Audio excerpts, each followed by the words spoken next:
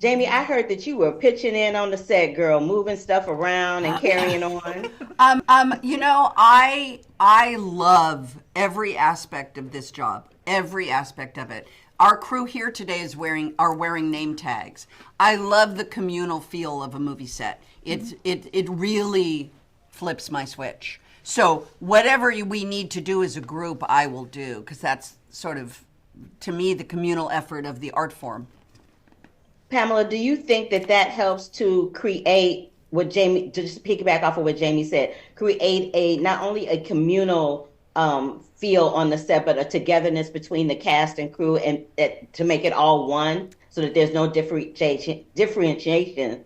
My mouth is not working with me today, but you know what I'm trying to say. I know what you're trying to say. No, it was wonderful. When I first met Jamie and we were at the first scene, the first thing she did was make sure everyone had name tags, and that she went and introduced herself to every single person on the crew. And I just followed up behind her and I went, okay, if that's what she's doing, I've got to do that too. But such a great role model and such a wonderful way to make everybody feel seen and appreciated and respected, because it does take, a village to make a movie. But to that point, what we're trying to do is create intimacy Yes. with a camera.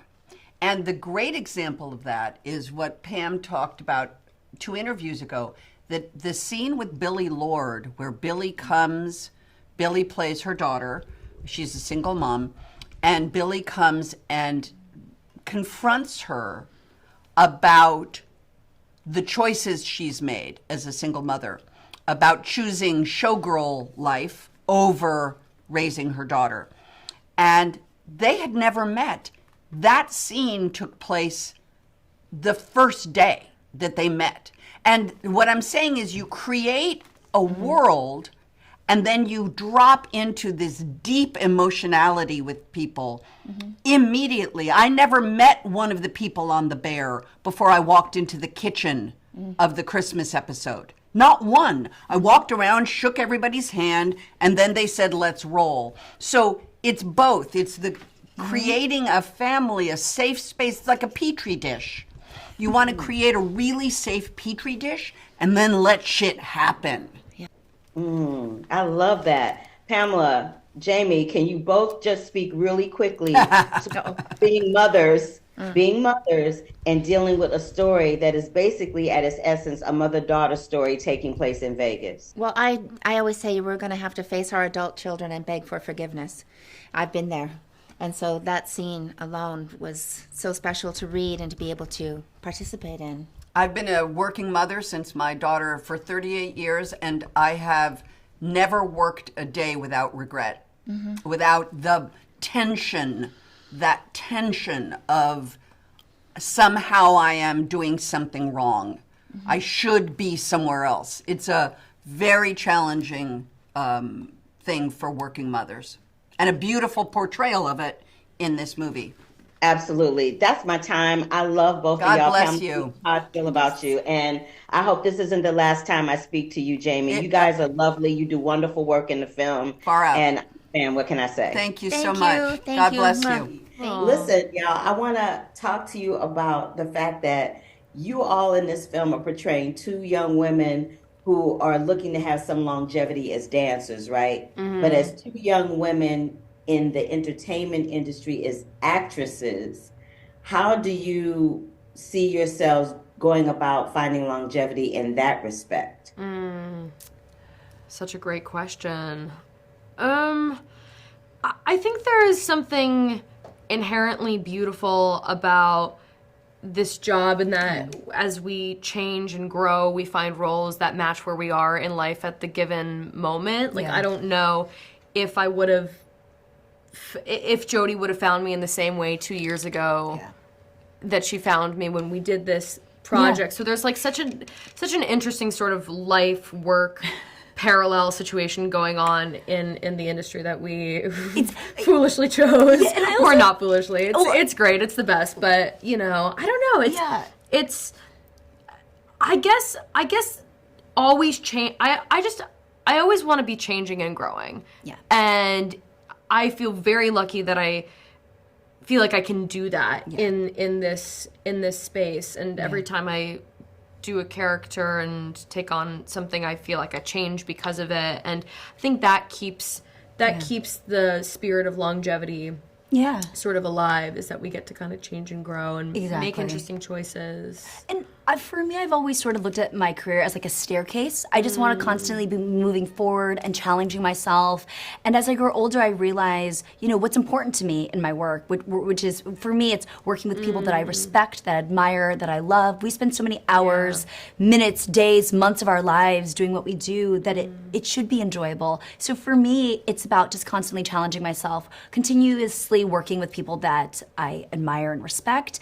And again, I think, like Kieran said, we're so lucky to be in an industry where we get to sort of grow with these characters. And I feel like, in a weird way, like art imitates life, life imitates art. Wherever I've been, I feel like those projects have sort of called to me at that point in time. Like, I remember after working on The Sweet Life for many years, I was, in my early 20s, and my first job out of that was playing an assistant on Scandal. And I was like, that's what I would kind of be doing in my normal life. If I was like out of college, I'd probably be jumping into an assistant. And I was like, for me, there's always been this really kind of, harmonious journey where I'm like, wherever I'm at in my like real life, it's kind of the characters that I've portrayed. And I feel like we're really lucky to be able to do that in this sort of art form.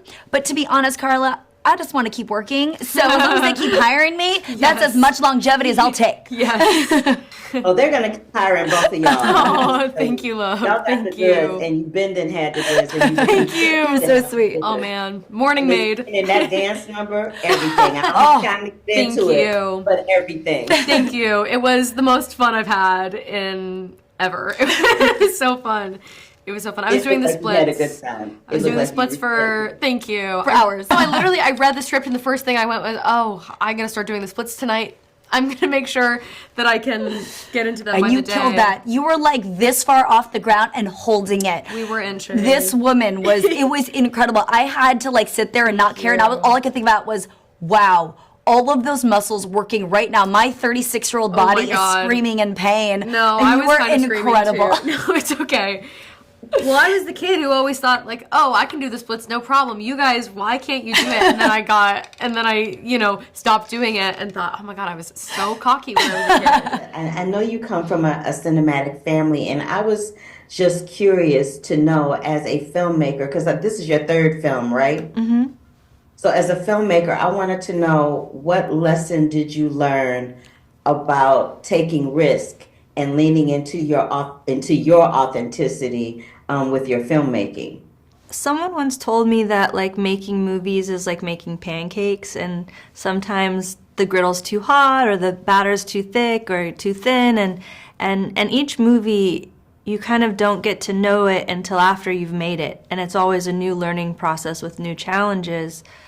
But on my third film, I've really felt like I was able to trust myself, was the big sort of lesson I feel like I walked away with this time.